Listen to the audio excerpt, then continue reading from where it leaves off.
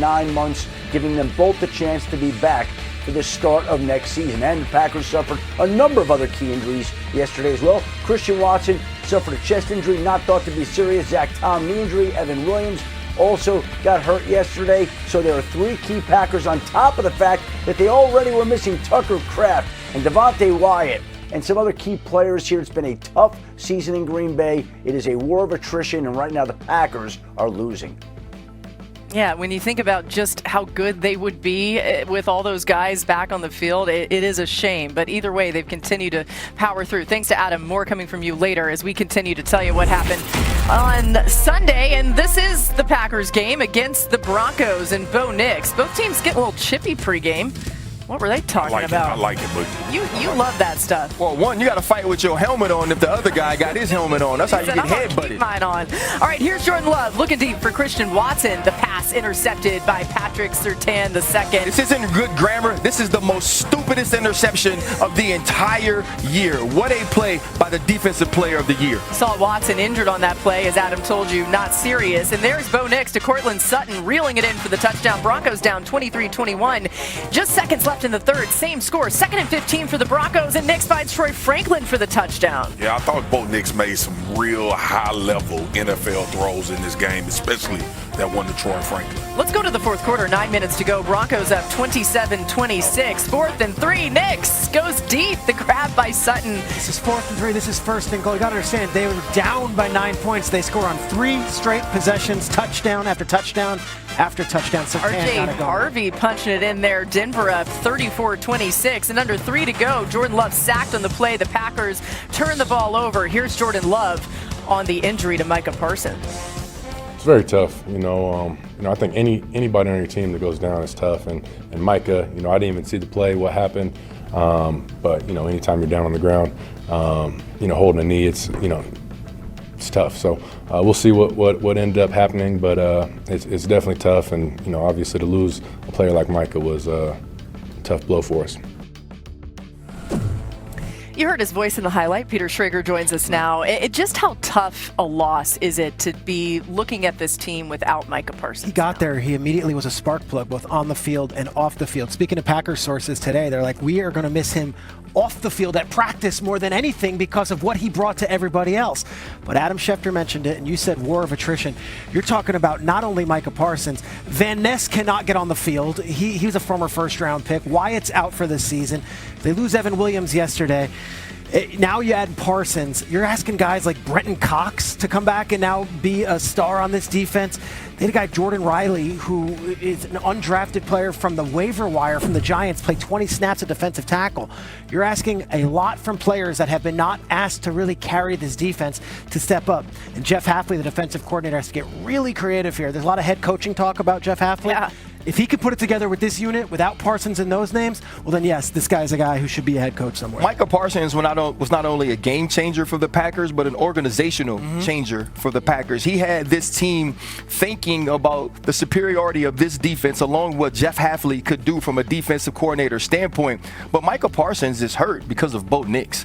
And I'm not saying it's one of those things that's Bo Nix's fault, but the violence in which Micah Parsons had to chase Bo Nix the entire second half was extremely evident, whether it was the touchdown to Bandy, the throw to Troy Franklin, getting outside the pocket and finding Lil Jordan Humphrey. You could see that Micah Parsons was the one person in pursuit of Bo Nix the entire day. And on the injury and on the play he was hurt, Bo Nix attempted to get outside. He found Mims, and you could see Micah redirect in order to keep him in the pocket. That was part of what he'd seen the entire night and the way Bo Nix was able to attack that defense. Bo Nix was amazing last night, and it's sad you lose a great player like Micah Parsons, but it was because of the effort he needed to give in order to get to Denver's It's an interesting way to look at it, and again, we just hate it for Micah Parsons. We'll see what the Packers can do from here. Let's turn our attention to the Broncos and specifically what they've been able to do. The Broncos have trailed in 11 of their 12 wins this season, tied with the 2024 Chiefs for the most in a single season in NFL history. Denver also improved to 10-2 in one-score games this season after finishing 1-6 in those games last season. I mean, sometimes it's a game of inches, but this is just Colorado crazy. Or Pittsburgh behind that. Feels I think that's Pittsburgh because that's where we are right now. Colorado, So we're doing well. Yeah, it's cold a lot of places, All right, including go ahead. Colorado. Mina, RC mentioned Nix and the way that he's using his legs, but you saw some things with his arm in the comeback that stood out. This is the best game of his NFL career by a pretty significant margin, I thought. I mean, he came into this game ranked 32nd in on-target rate on throws over 10 yards. Every throw was a damn dot. Y'all saw the highlights. And RC, you mentioned the out-of-structure playmaking, and it goes beyond the highlights that you talked about. Even like within the pocket, you saw some movement skills and off-platform throwing ability that I was really impressed by and made life really hard on Green Bay even when it felt like they got home. But inside the pocket, the confidence behind a very good Broncos offensive line, 9 for 25 for 230 yards and 3 touchdowns inside the pocket. This was the kind of performance that, coupled with the Broncos defense, which we know what they're capable of, makes you think this team could absolutely win a Super Bowl. Let's dial in on that Broncos defense a little bit because Jordan Love has been really good of late. This Packers offense has shown some things. How are they able to keep him in check? Yeah, in recent weeks, obviously, we talked about it. You and Dan and RC talked about how this offense needed to open up and take shots down the field. Vance Joseph played defense in order to try to speed Jordan Love up. And I love what he did with his linebackers in the A-gap, obviously, but running games off of him. Drake Greenlaw and you see Singleton here. This is one of those situations where you want to force interior pressure in the pocket. He drops Greenlaw out. He runs a twist, but he's getting his defensive end and his defensive tackle into the pocket early while you see Jordan continue to sink. But the pressure is there now. They want to push the ball down the field in Green Bay. Then you show a double A-gap pressure once again.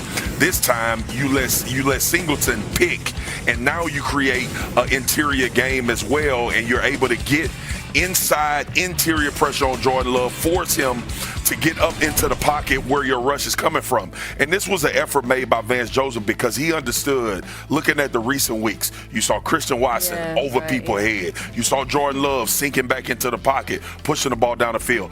That was 2 plays, but there were multiple plays when Jordan Love had to throw off of his back foot because of interior pressure. I thought he did a phenomenal job of speeding up that clock in an offense that wanted to be explosive. Well, those were zone pressures, by the way. Absolutely. Sorry to jump in, but we talked about were they going to play as much man? Played way more zone in this one. Interesting adjustment from Vance Joseph. Packers offense has been lighting up everybody. 32 yards in the second half when it mattered most, and the Broncos scored 3 straight.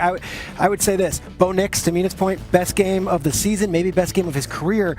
Also, 12th straight home game going back to last year. So if they do have that home field advantage as the 1 seed, you're going through Denver with a bye. Like, this is serious hardship and a place to play for a road team. Not everyone can travel like that, especially going into that environment. Well, I think this is what you were waiting on from Bo Nix. I think it was a lot of hesitation to say that the Denver Broncos could go win the Super Bowl with some of the erratic play of the quarterback. But you think about some of the things we were able to see against the Commanders, and then you roll that again into the Vegas game. And so now we got to see him gain that confidence. And Mina's correct. What we saw from the pocket, the 2 big throws to Courtland Sutton in press man situations couldn't have been thrown any better. But there were also some plays made intermediately from him in the pocket that I thought the way he picked apart zone, which he struggled with at times, that showed the way that he's starting to take a step forward. And this is going to be an extremely difficult team to beat, especially if you have to go to Denver. They clinched a playoff spot. No celebration afterwards. No big deal. They didn't talk about it in the press conference like that. I mean, Sean talked about it before the season. This team believes that their goal is the Super Bowl.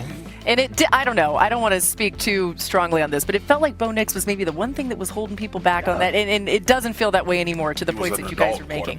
Yesterday. He grew up. Big boy, Bo. All right, we got